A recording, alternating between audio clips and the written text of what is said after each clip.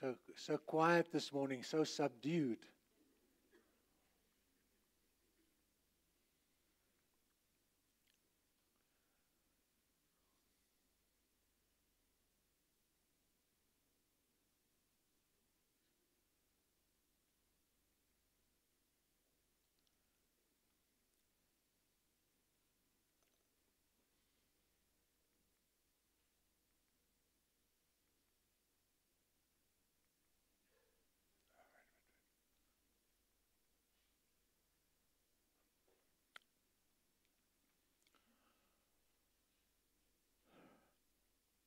So with that in mind, and as an introduction, I just want us this morning to start with the prayer that the Lord Jesus Christ taught his disciples. Can you imagine if God gave an example of a prayer?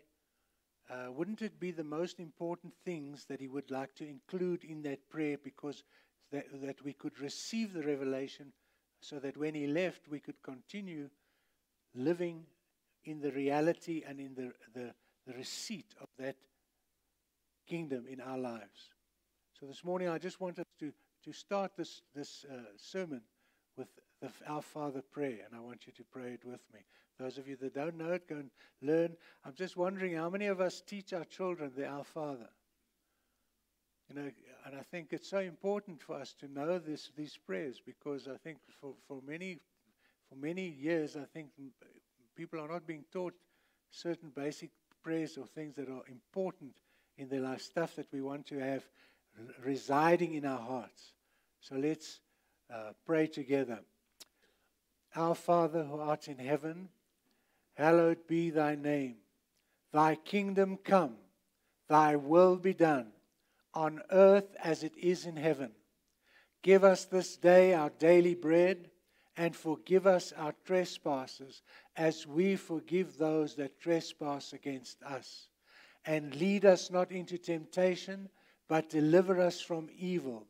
For thine is the kingdom and the power and the glory, forever and ever. Amen. Amen. So this morning, as I said, I'm going to teach on rediscovering Jesus' core message. And the fact is that Jesus did not come for a religion. I think that's the thing that messes us up. And you see that so much of the arguments and things that people speak about in conversation about sharing their faith is about arguing about religion instead of introducing the King.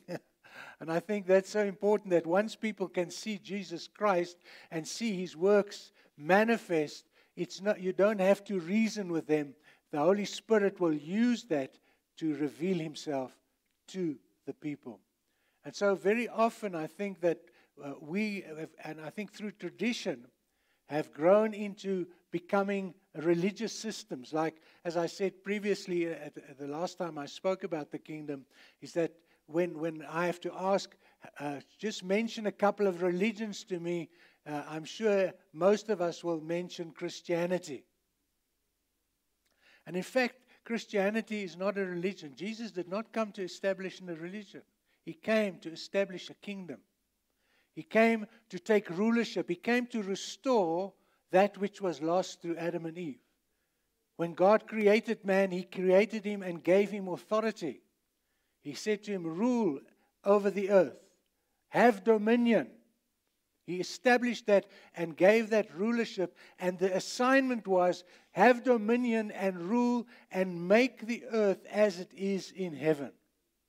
That was the basic instruction that was given to us as human beings. And we know, of course, that Adam lost that authority and power.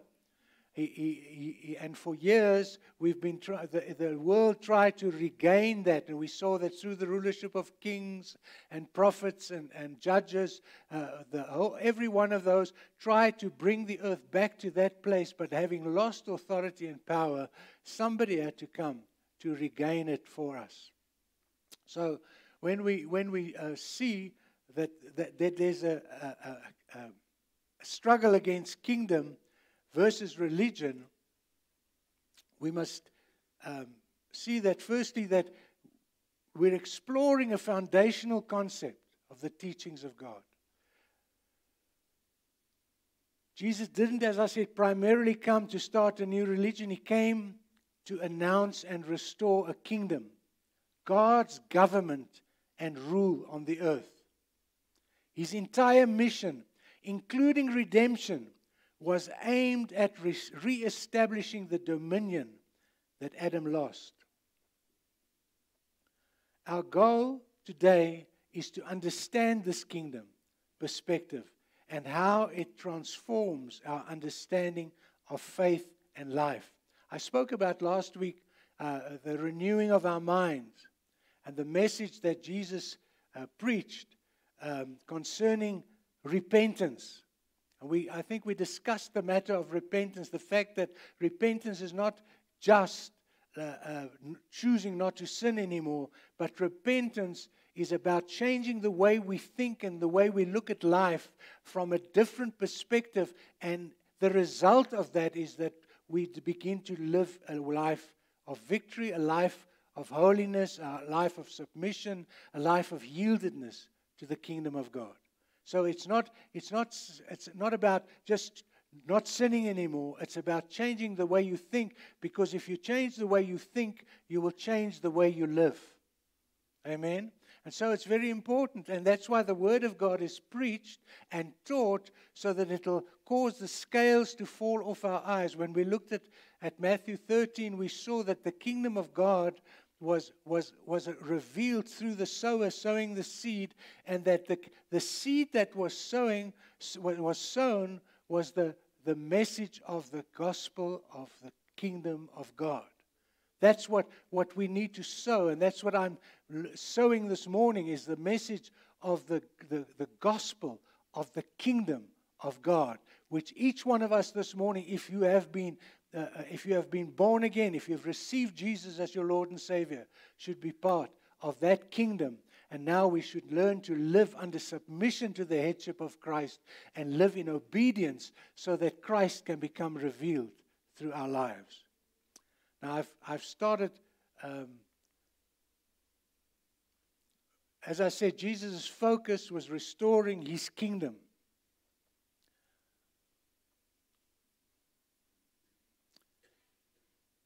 Restoring His kingdom, His government, and His rule.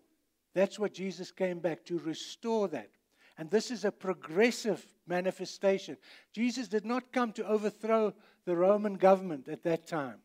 He came to cause people to become born again and to become baptized into His body, so that He could begin to, through their lives, express the works of the kingdom. Through their lives, express obedience and submission to the King of Kings as citizens of God. Jesus' focus, and religion is often man's attempt to reach God. It can focus on the process, on the redemption, over the purpose of the kingdom.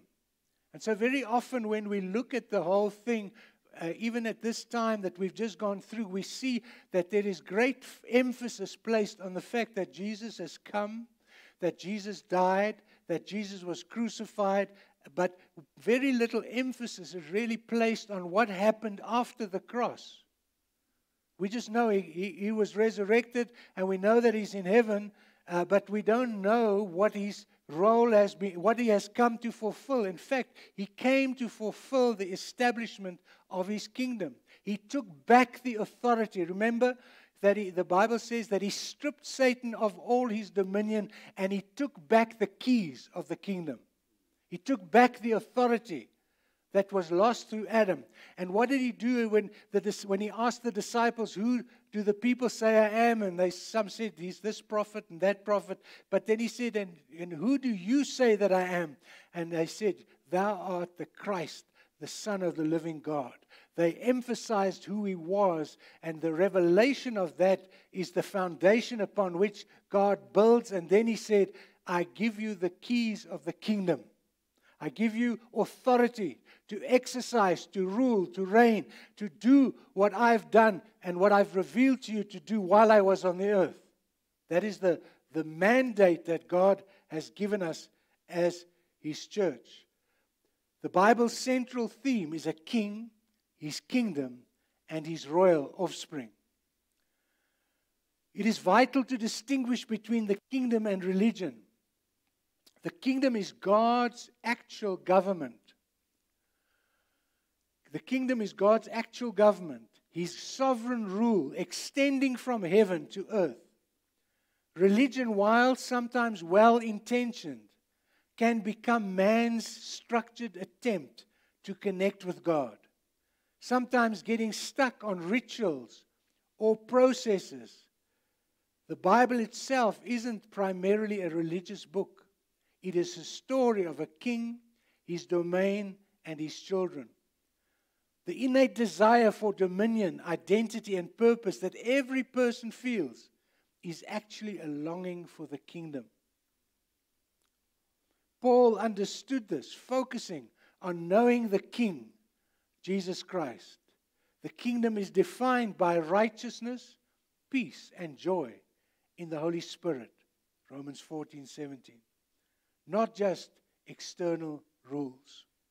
I think very often when we particularly look, and I spoke also about the Catholic influence on religion, and all the pomp and the ceremony and the traditions and rites and all these things that have been expressed through them, is very often we realize that many of these religions, if you've actually, that's why religion prepares people for a one world religion.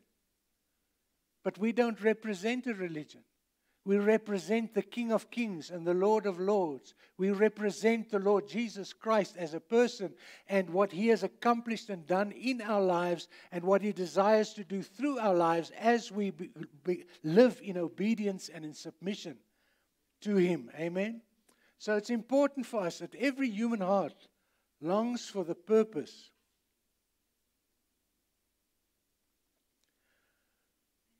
belonging, and authority found in the kingdom. Every human heart longs for the purpose and belonging and authority found in the kingdom. I think one of the big things that the enemy does is he breaks down the identity of our people.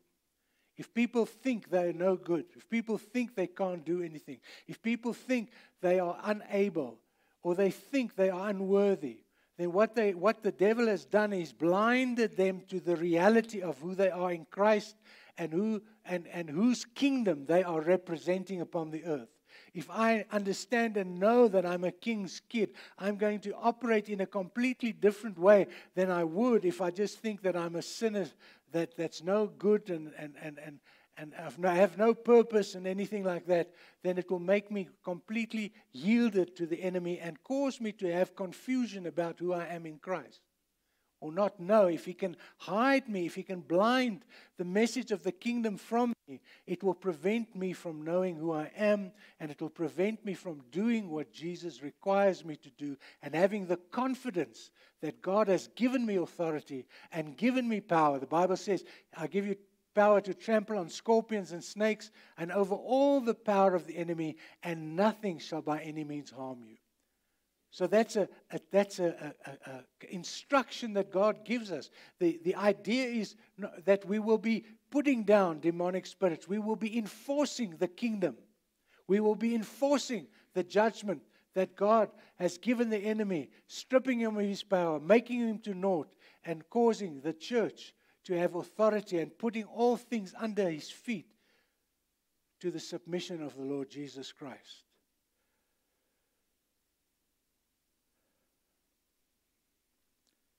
The message that Jesus preached was that the kingdom has arrived.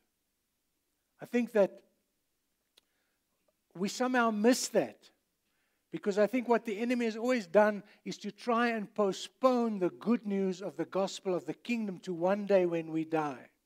Instead of us realizing and knowing that when Jesus was resurrected, what did he do? He went up to the Father and took his seat at the right hand of God the Father, high above principalities and powers and rulers of darkness and evil spirits in heavenly places.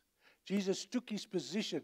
And when a king sits, it is from that position that he begins to rule. Amen? You don't see a king standing when he rules. He takes his throne, he sits, takes his scepter, and he begins to make decrees and declarations and begins to say what his will is. His will is his word. And he's given us his word. He's given us the instructions. He's given us the manual. He's given us the book, the citizen book of the kingdom. But because we don't realize who we are, or we think it's going to happen one day when we get to heaven, we all wait passively on the bus stop for a rapture instead of beginning to reign and rule over our circumstances and over our situations.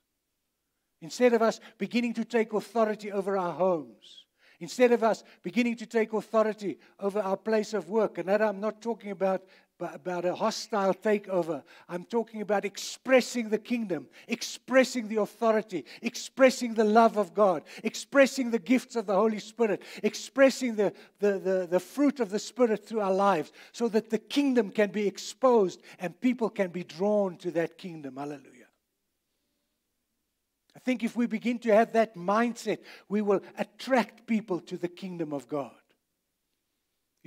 This is not about dominating and taking over. It's about making people desirous for the lifestyle that they see in our lives, for the love that they experience in our presence, for the grace that they see operating in our lives, that they will have a desire to be like Him.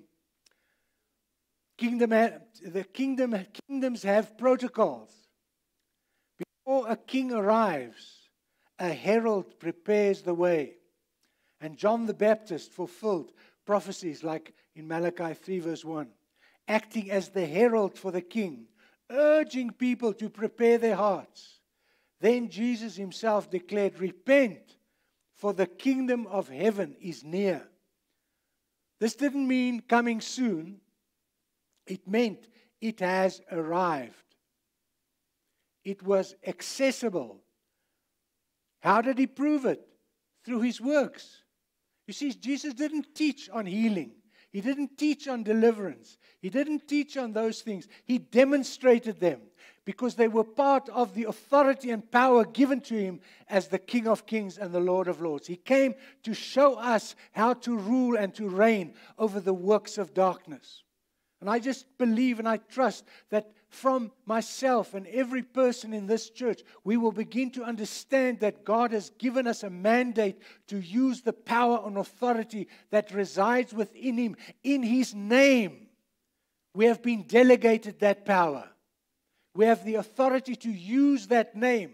And in that name, every knee shall bow, every tongue shall confess that Jesus Christ is Lord. And so God has given us that name. And so through that name, we are able to begin to dominate over the sin of this world. We are able to dominate over the power of darkness, over the deceiving spirits that are holding men's minds captive and blinding them to who they are in Christ and what their eternal purpose is in Christ. The kingdom has arrived.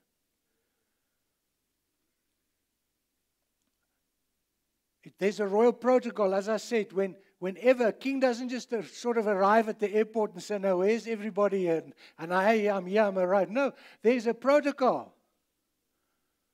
There is an announcement. I remember my parents talking about this, and maybe there's some of you that might, very few of you probably, but some of you that might remember that I'm not sure when, but in the early 20th century, King George from England came to visit South Africa. And apparently it was something tremendous, but it was announced. And they would say where the routes are, where the procession would be going. So it was a pre-planned. The king didn't just arrive on the airport and say, here I am, where do I go now? No, it was arranged. There was preparation made. There was fanfare. There was bands. There was armies that marched. And there were speeches that the king made. They came to receive him because the kingdom was announced. That's what John the Baptist did. He came to announce the coming of the king. He came to herald his presence. And if we realize that Jesus came to establish his kingdom and to restore the base of authority and power and delegate that power and authority through Matthew 28. All power and authority has been given unto me. Go ye therefore.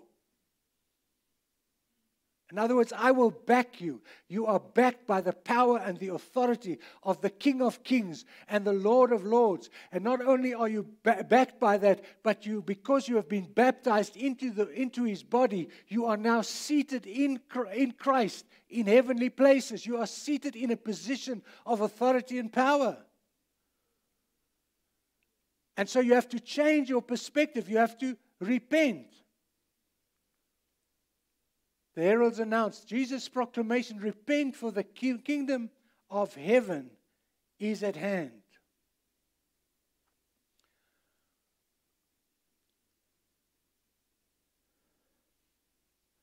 The word at hand means near. It means accessible. It means present. It means close enough to touch. The kingdom is near. It was near. The kingdom was near because the king was there. How many know that the kingdom is carried by the king? Wherever the king resides, the kingdom exists. He is the representation of the kingdom of God. And it's at hand. Miracles are the proof and the demonstration of kingdom reality invading earth. That's what Jesus did. And to me, that was also such a revelation. If you really read the Gospels when Jesus came, you'll see that He never particularly taught on healing. He never taught on deliverance. He never taught on many messages that we place a lot of emphasis on, because it was the expression of the kingdom to do those things. It was the natural outflow of rulership and dominion. It was taking authority over the work of the devil. Many of us today are oppressed by the devil. Many of us have allowed him to enter into our homes. Many of us have allowed him to enter into our lives. Many of us have allowed him to enter into our relationships. And because of that place he's been given, and because we are ignorant of his devices, he continues to bring his powers of destruction and treat us as though we were those that have been stripped of power, and we neglect and forget what Jesus Christ has done for us. And that's what Holy Communion is about. To remind us who we are in Christ. To remind us that the kingdom has come. To remind us that Jesus is seated at the right hand of the Father. To remind us that the Spirit of God has come to live inside us and to teach us how to operate in this kingdom. Hallelujah. You see, we've been given citizenship in the kingdom. We are not just servants in the kingdom. We are sons in the kingdom. We have been born into this kingdom. How do you become a citizen of a country? You get born into that country. How do you become a citizen of the kingdom of God? You get born into that country, into that supernatural realm. You become part of the kingdom of heaven. And you become part of the eternal plan of God. And you become a son of God through which God desires to establish His purposes and plans. And so God, through the word this morning, I trust, will give you a repentance of the way you think, to look at yourself and look at who you are in the kingdom of God, and look at the authority and power that God has given you, and that you begin to resist the devil and see him fleeing from your life. Taking authority over his works. Having your eyes open to see what the enemy is trying to do to make you live a life far below what God has intended for you.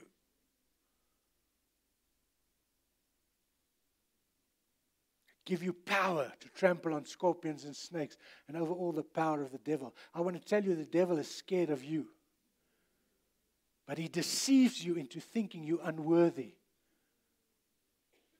To thinking you can't do anything. Listen, your authority lies in your relationship with Christ. Once you become aware of the reality of the indwelling Christ, that you are the representation, the ambassadors of the kingdom of God, then you begin to look at those things and use the words that Jesus said to Peter, whatever you bind on earth shall be bound in heaven. Whatever you loose on earth shall be loosed in heaven. That's the authority. He gave Peter the keys as the representation of the church. He gave the keys to the church, the keys of the kingdom, to unlock and to lock, to declare what is illegal in heaven, illegal on earth. To declare what is legal in heaven, legal on earth. That's what the keys are there for. But if we never use the keys, if we never understand that we have been given the authority to extend and establish the kingdom of God, then what happens is we just go through life waiting to go to heaven, instead of knowing that we are part of the eternal plan of God, that we are now living in eternity. Hallelujah. We've got citizenship in the kingdom. To become citizens is not just the members of a group. Entry is by spiritual birthright. You must be born again. It's based on the king's bloodline. How many of you know that if you looked at the kingdom of England, you'll see that the king wasn't elected. He became king because of his birthright. Amen? Nobody elected him. The fact that he was the next in line to the throne was because of his bloodline. What is communion telling us? My blood is now your blood. You are now part of my blood. You've been born into the kingdom. You have been born as a son of God. That's your legacy. That's what your inheritance is.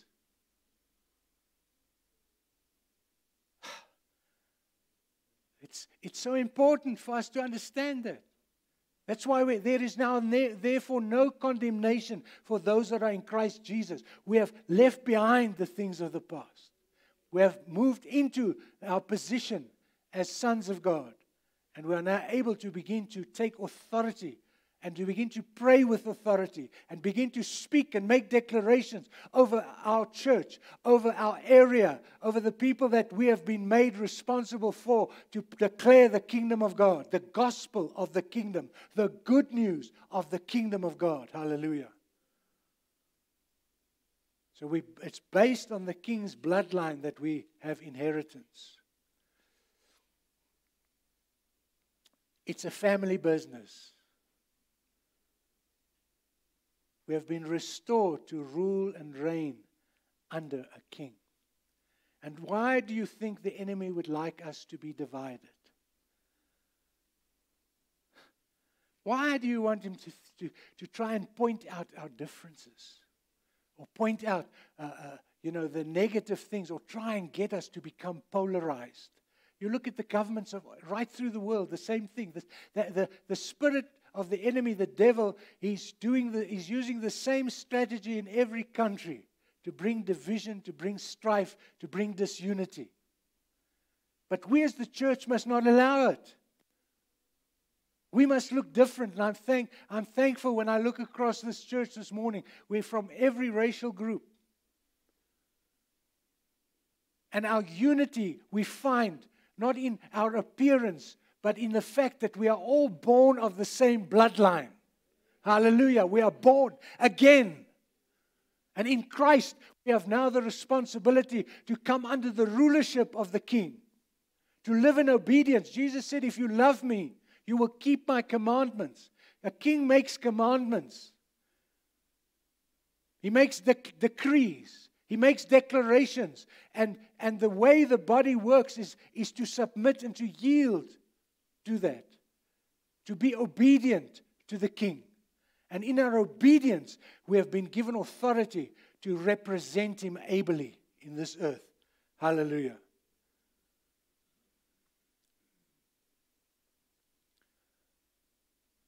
In the kingdom, there is an inheritance and a blessing. Citizenship always comes with benefits. The Old Testament gives us a picture of this principle in Deuteronomy 28. And I'm not going to read Deuteronomy 28, but I think most of us know the blessings of God.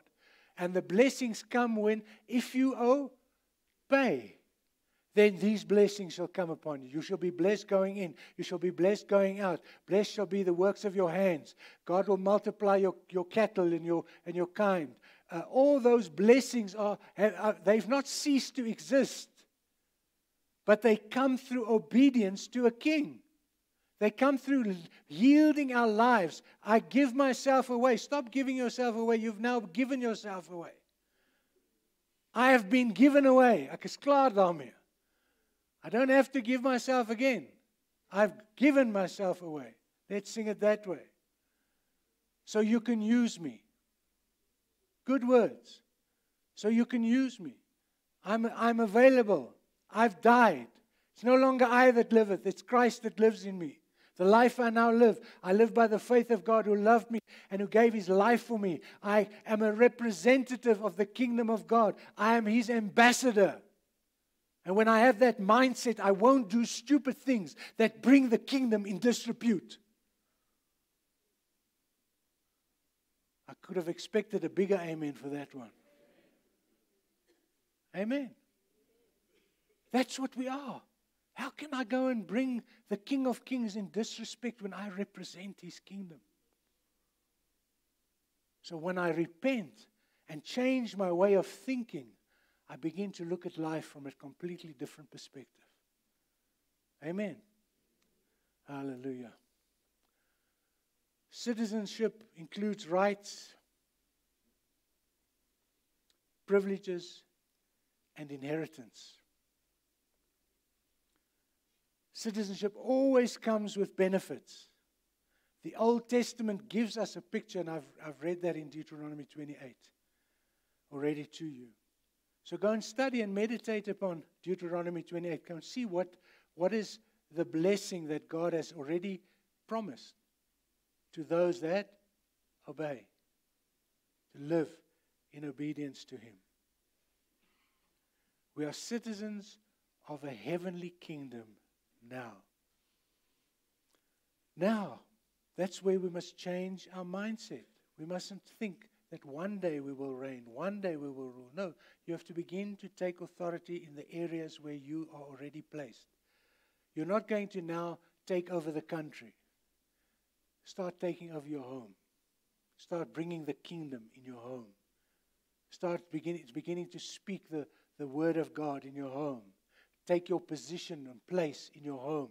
Settle yourself in as a relationship under the headship of the Father, with the wife submitting and yielding to the husband that loves her as Christ loves the body loves His body. You see, that's not an unconditional statement. He says that we should love our wives. How? As Christ loved His church and gave His life for it. And I know I've said it 100 times, but you need to hear it again. If you love your wife unconditionally, as Christ loves the church, it won't be a problem for her to submit to you. This is not manipulation and intimidation. This is about understanding the order of God. That even Jesus knew to submit to the Father. It's not a negative thing. It's not a humiliating thing, or it's not a thing that says that you are less than anybody else. Submission is understanding how authority works. I remember when I went to the Transkei many years ago. A couple of pastors went to the Bible college in the Transkei to go and speak to them on the cell church. We just came back from the International Cell Church in America, and we went and taught at the Bible college on the cell church concept. And I remember at that time there were strikes going on in Umtata, which is the capital of the Transkei in those days. And we came with a combi, and there were barricades over the road before you get into Umtata. Barricades, and there were rifles stacked up against each other, and there was fires made, and there were security and police and army guys running all over there and giving instructions and so on. And so 2 of the pastors went out to go and find out what's going on, And so we sat in the car. I was a junior pastor in those days, so I let the big guys do their work. And so they came to one of the soldiers, and they said, "Who's in charge here?" And the soldier said, "We all are." Now you know why the army looks like it looks. You can't have an army where everybody's in charge.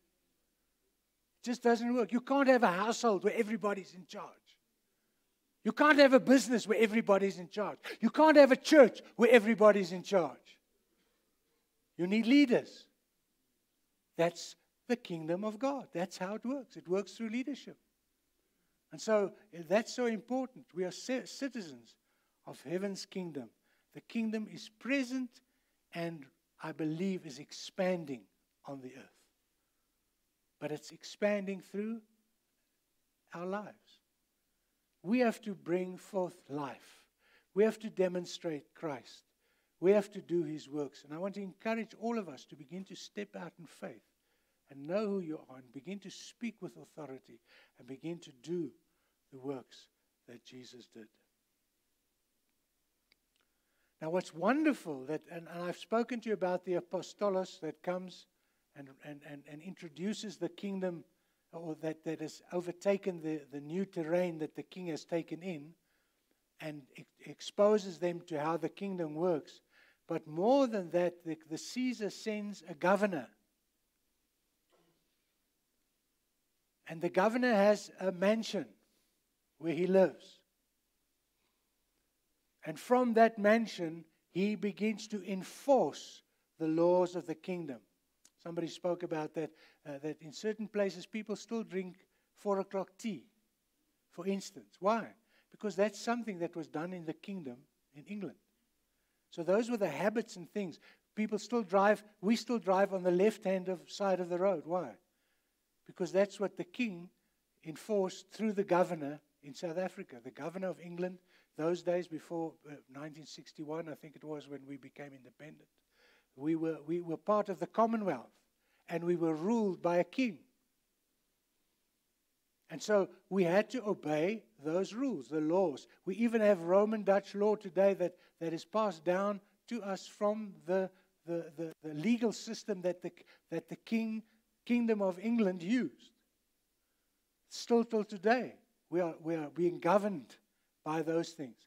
And the governor's responsibility was to ensure that the kingdom, as it was in England, for argument's sake, is enforced here in South Africa as a colony of the Kingdom of England, of Great Britain then.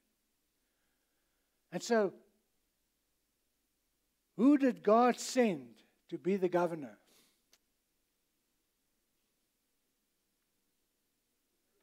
The Holy Spirit.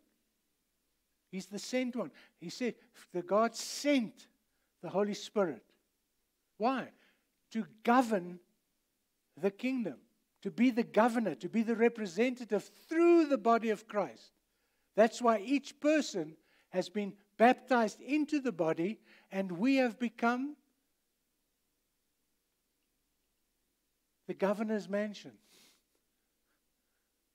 Just think of that. The Holy Spirit lives in us. He guides us. He leads us. He instructs us. He reveals to us the ways of the kingdom. He teaches us the authority, to use the authority and power that has been given unto us. When we look even at Jesus' life, in Acts 10:38, he says how God anointed Jesus Christ of Nazareth. He went about doing good and healing all that were oppressed of the devil. How did He anoint him? The Holy Spirit came upon him in his baptism. And through the baptism of the Holy Spirit, he was ordained, he was empowered. What happened to us? He says, you shall receive power. After that, the Holy Spirit has come upon you, and you shall be my disciples, my representatives, my ambassadors. The Holy Spirit is the governor that was sent to direct the church on behalf of the Father and the Son. And so as we yield to Him, as we submit to Him, as we learn to live in obedience to Him, we begin to live the way that God wants us to live, in obedience and submission to Him, not because we're forced to do that, but because our desire is to do that. The governor is the Holy Spirit. The king sends a governor to represent him, the Holy Spirit. Adam's fall was a loss of God's governing presence, and I've touched on it. How does the king govern the citizens on earth? How? Through his appointed governor, the Holy Spirit. Think of it like earthly kingdoms. The ruler sends a governor to represent his authority in a territory. When Adam sinned, declared independence, that governing presence of God's Spirit left humanity. We see that in Genesis 2 verse 7. The breath of life that left. Jesus came to restore this. John 20 verse 22. He breathed the Holy Spirit back onto His disciples, restoring the divine governance within believers. Remember, He breathed on His disciples and He said, receive the Holy Spirit. He transferred governance. The Holy Spirit was the governor, and we became the governor's mansion. Hallelujah. Don't you know that you are a temple of the Holy Ghost and that God lives in you? You see, we say these things, but we don't realize the importance of having that revelation. My brother was a Springbok boxer. And sometimes when we went somewhere, somebody would maybe bump into you or something like that, and they would then try and start a fight with you. And my brother would step in and say, why don't you deal with me? And then they would back off. So I always used to walk with my brother. Hey, the Holy Spirit is far more powerful than my brother. And He's always with you. He says, I'll never leave you. I'll never forsake you. I'll never let you down. I will help you to govern your life in such a manner that you represent my kingdom the way I desire it to be.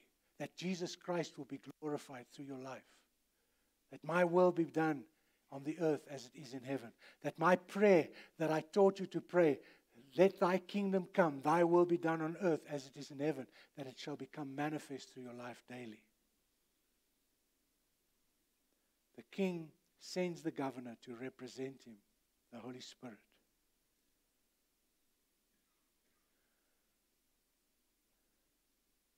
So Jesus restored that. He breathed the Holy Spirit back into humanity. And our body is the governor's mansion, the temple of the Holy Spirit. So now we need to learn to live under governance. We need to learn to live in submission. We need to learn to live obeying the rules of the king. In fact, people say, well, I'm not under the law anymore. No, but you still have to live in obedience. God has now written the law in your hearts. Well, how? Because that's where He lives.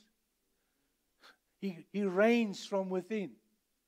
But He only reigns if you yield. He's never going to enforce you. He hasn't taken your sovereign will away. So we need to learn to live under governance, yielding to the Spirit, cooperating with the king's rules. Having the governor within us requires cooperation. Living in the kingdom means actively listening to and obeying the Holy Spirit's guidance. He represents the king's will.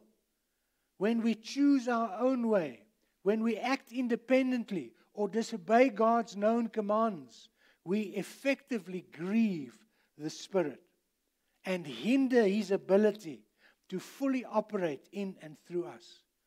Our aim, as Jesus taught us, to pray is for God's kingdom culture to be manifested on earth, just as it is in heaven. This means living out the kingdom's values daily. We have to become aware of who we are. And we have to become aware of what the Word of God says so that we can ably represent Him. Yielding to the Holy Spirit is cooperating with the King's rule.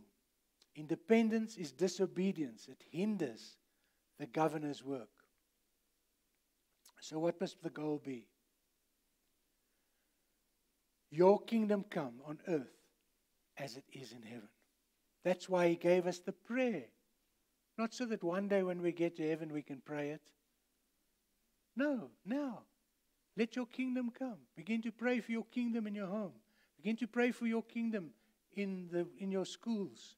Those that are teachers, those that are pupils, begin to pray that for your principal. Begin to pray that for your teachers. We are busy with praying for many people that we have on a list. Let's pray for the kingdom of God, the rulership of God to come into their life. Living by kingdom culture, righteousness, peace, joy in the Spirit.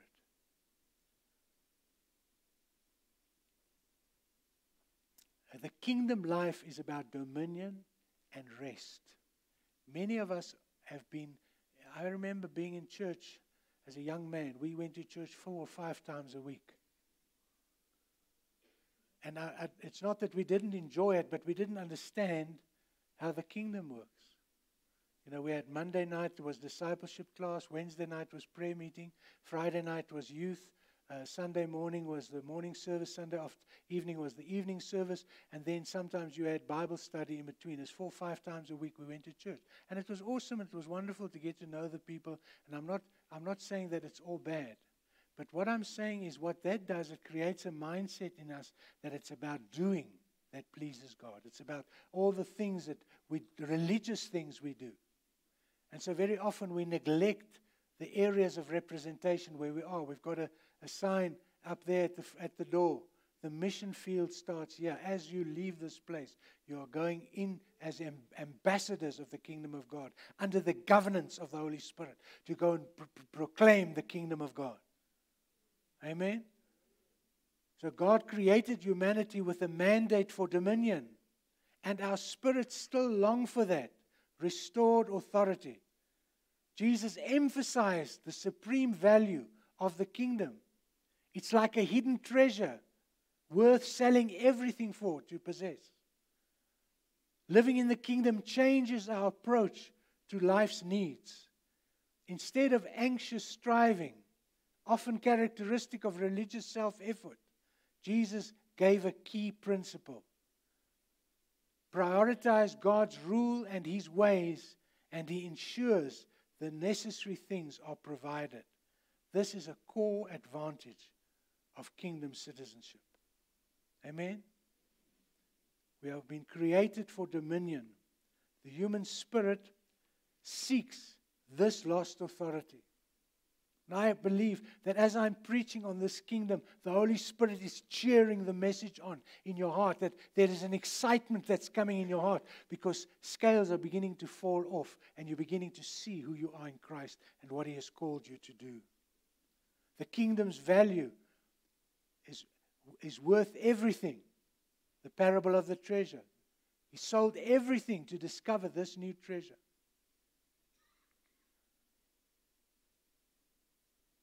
The kingdom principle is seek first the kingdom, and provision follows. Amen? Seek first the kingdom. That's how you get your priorities right in life. First seek the kingdom. Not activities and all sorts of things, that religious stuff that you do. Seek the kingdom. Find out what God wants to do with you. See yourself as a representative of God. Do the works of Jesus. Demonstrate the kingdom. And in that manner, we will begin to extend the kingdom. People will become attracted to the church because people have become disillusioned with religion. Check a biggie. People are disillusioned with religion. That's why many of our churches are empty. Because we're not demonstrating the kingdom. And we have not mandated them and taught them who they are in Christ.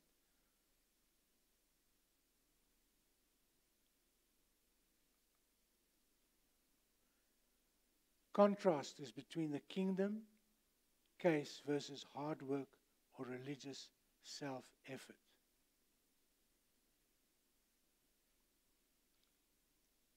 You see, living in the kingdom changes our approach to life's needs. Instead of anxious striving, often characteristic of religious self-effort, Jesus gave a key principle. Prioritize God's rule and His ways. And He ensures the necessary things that are provided. This is a core advantage of kingdom citizenship. Now, what's the king's invitation? Rest. That sounds like a contradiction. All those religious spirits are jumping up in you now. Say, no, that can't be true. That can't be true. Rest. This leads to one of the most beautiful invitations from the King in Matthew 11:28. I'm not reading the scriptures. I'm sure they're known to you, and these slides will be sent to you with the notes. The kingdom life isn't meant to be one of heavy religious obligation and striving. It's a relationship with the King that brings deep soul rest. His yoke, His way of living, His governance is perfectly fitted for us. Easy and light compared to the crushing weight of sin, legalism, or trusting to manage life alone. This is the practical result of seeking His kingdom first. Jesus' offer is, come to me, I will give you rest. He didn't say, I'll give you a lot of instructions. He says, come to me, I will give you rest. I'll give you that relationship where you are aware of me dwelling in you and that nothing is impossible for you. And that any opposition and every trial and every test that you are facing, you are more than able because of Christ that is in you. So rest in that knowledge. Don't try and fight and force and make things happen. Just rest in the place that God says, my yoke is easy and my burden is light. Learn from me. Learn from me. You see, the kingdom life is refreshment, not weary business. It's refreshment, not weary business. It's just living the life of Christ naturally, because that's who I am. I'm born from above. The blood of Jesus Christ is my life. He gave His life. The life is in the blood. His yoke is easy and His burden is light. The scriptures there of Matthew 11:28 and 30. It replaces the stress and strain of trying in our own strength.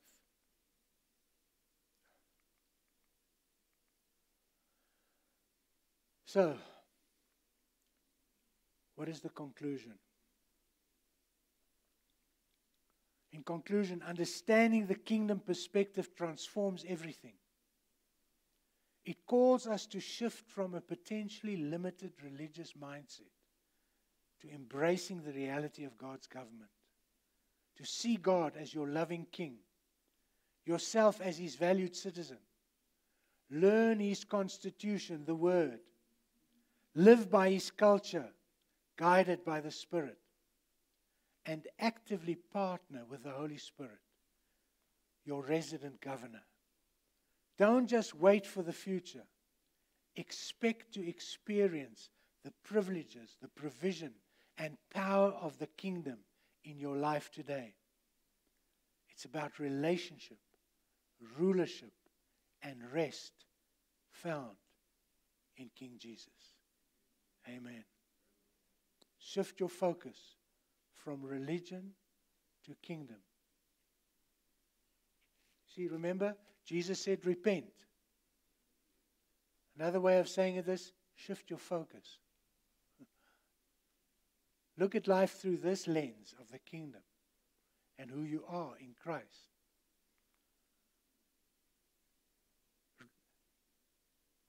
Relate to God as your King.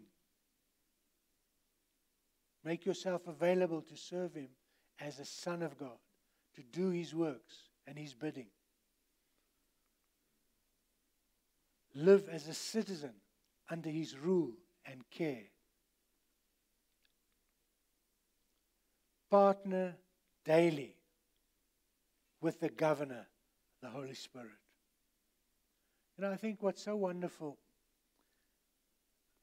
if one has a relationship with somebody, you don't make appointments to speak to your wife. So, okay, tomorrow morning at 8 o'clock, I'm going to speak to you. Okay, then 9 o'clock, okay, sorry, got to go to work. Or I've got to do this. That would be an unnatural way, and yet we do that with God. If He abides in me 24/7, I can speak to Him 24/7. He's always available. I can always share my thoughts with Him. I can always ask my questions from Him. I can always tell Him, Lord, this is a difficult situation. I need your help here. I need your direction. I need you to help me. I need you sometimes even to find my keys. Simple things. Why? Because I'm constantly aware. I've repented from my thinking of God. Come, Lord Jesus, come. And He says, I'm here. Here I am. He's in our midst. He's in His body. He's waiting for us to reveal Him through our worship, to bring the anointing, the rivers of living waters. The Bible says that rivers of living waters shall gush forth from your innermost being. And that He spoke of the Holy Spirit. So when you begin to worship, all you do is you begin to release the gushing, refreshing water of the Spirit of God to gush forth and to bless all that are around you. Let's change our mindset. Let's come bringing Jesus to the church.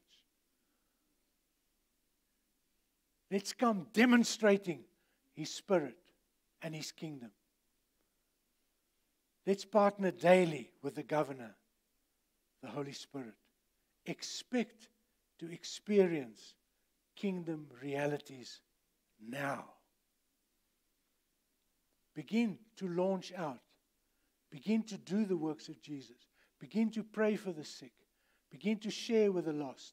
But don't try and get into apologetics and to convince them that your religion is better than their religion. No, we've got a king that rules the universe, that is above every kingdom, that is above every religion. And He wants to have a relationship and fellowship with all who call upon His name. He's not postponing His coming as some seem to say that it is, but because He doesn't want one to become lost. He has made His salvation and His kingdom available to all that want to become born again and receive Him as Lord and Savior. Amen. Hallelujah. Let's just stand to our feet this morning.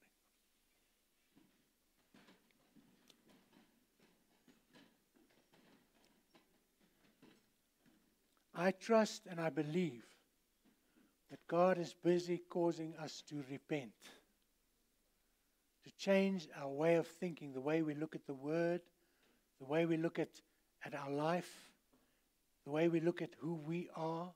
I believe through the teaching of the Word, He said, you shall know the truth, and the truth will set you free. The truth will cause your perspective to change, will cause you to repent. And so this morning I trust that each one of us make ourselves available and say, Lord, this morning we have heard your word. Your word is the truth. We allow the word to form and fashion our way of thinking. We have stopped with stinking thinking, and we have chosen to think upon those things that are above, where Christ is seated in heavenly places.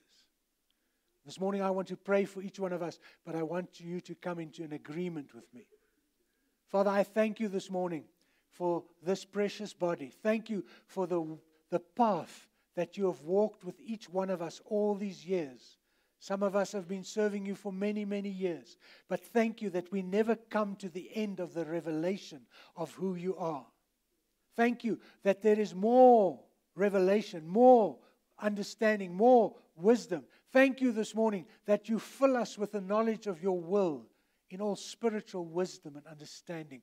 Thank you that you give us the right to become sons of God. Thank you that we've made that decision to receive you as our Lord and Savior, to lay down our lives, to be resurrected in newness of life, to be seated with Christ in heavenly places, and to express the kingdom of God, which is righteousness, peace, and joy in the Holy Ghost. Thank you that we can rest from our own works and that we can be led by your Spirit, that you sent the governor of the kingdom of God, governing the church, instructing, guiding, and giving us understanding of how the kingdom operates. He will lead and guide us into all the truth. Hallelujah. And so we yield to you, Spirit of the living God. We thank you for your guidance. We thank you for the expression of the word that comes under the anointing, that breaks yokes, that sets captives free, that makes blind see, that opens prison doors, that declares the acceptable year of the Lord. Thank you that we are living in the manifestation of the acceptable year of the Lord, that our sins have been forgiven, that our debts have been released. Hallelujah! And that this morning we can stand with open faces before you because we are washed, we are cleansed, we have been redeemed by the blood of the Lamb, and we have been made sons of God. I pray, Lord God, that each one of us will change the way we think, will repent concerning the lies and the deception that the enemy has held many of us captive with. That we will embrace our role and responsibility as ambassadors of the Lord Jesus Christ, extending His kingdom and causing others to desire to become members of His body. In Jesus' name, amen. We're going to take up the offering now. I was just thinking, while I was